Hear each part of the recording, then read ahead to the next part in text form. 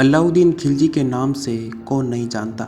एक ऐसा शासक जिसने संपूर्ण भारत पर शासन किया हो, एक ऐसा शासक जिसकी विदेशों में प्रतिष्ठा हो। अलाउद्दीन खिलजी को उनके सैन्य अभियान, अलाउद्दीन खिलजी के पराक्रम और साक्षात जलालुद्दीन की हत्या करके सुल्तान बनने के कारण याद किया जाता है। लेकिन दोस्तों, आज हम जानेंगे कि अलाउद्दीन खिलजी के शासन करने के क्या नियम थे। नमस्कार दोस्तों, मैं कैलाश कुमार आपके सामने एक और ऐतिहासिक विषय लेकर उपस्थित हूँ। बलबन की भांति अलाउद्दीन भी सुल्तान पद की प्रतिष्ठा को बढ़ाने वाला शासक था और वह भी राजा को इस पृथ्वी पर ईश्वर का प्रतिनिधि समझता था, अर्थात वह राजत्व में देवत्व के सिद्धांत को मानने वाला था।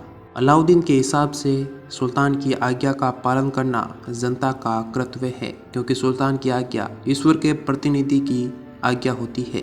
इसलिए वह यह भी मानता है कि राजा के कोई संबंधी नहीं होते, वे यहाँ तो उसके सेवक होते हैं अथवा उसके प्रजाजन। इतिहासकार डॉक्टर के.एस. लाल ने अलाउद्दीन खिलजी की निरंकुशता के संबंध में लिखा है, एक शब्द में फ्रांस के राजा लुई 14वें की भांति अलाउद्दीन अपने राज्य में सर्वोपरि मानता था। उसके मंत्रियों अथवा अधिकारियों किसी में भी अपने सुल्तान को सलाह देने का साहस नहीं होता था। केवल एक अलाउ मुल्क, जो दिल्ली का कोतवाल था, एकमात्र ऐसा व्यक्ति था जो कभी कभी सुल्तान को सलाह देने की हिम्मत कर बैठता था।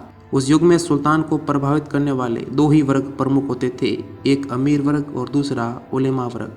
अलाउद्दीन ने अपने अमीरों की शक्ति को कुचलकर उन्हें आज्ञाकारी सेवकों के सांचे में डाल दिया था।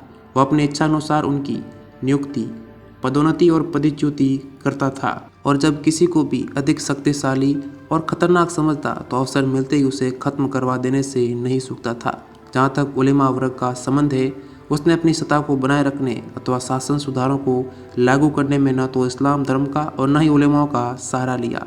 उसने स्पष्ट कहा कि राज्य की नीति निर्धारित करने में उलेमाओं का हस्तक्षेप वह कभी सहन नहीं करेगा।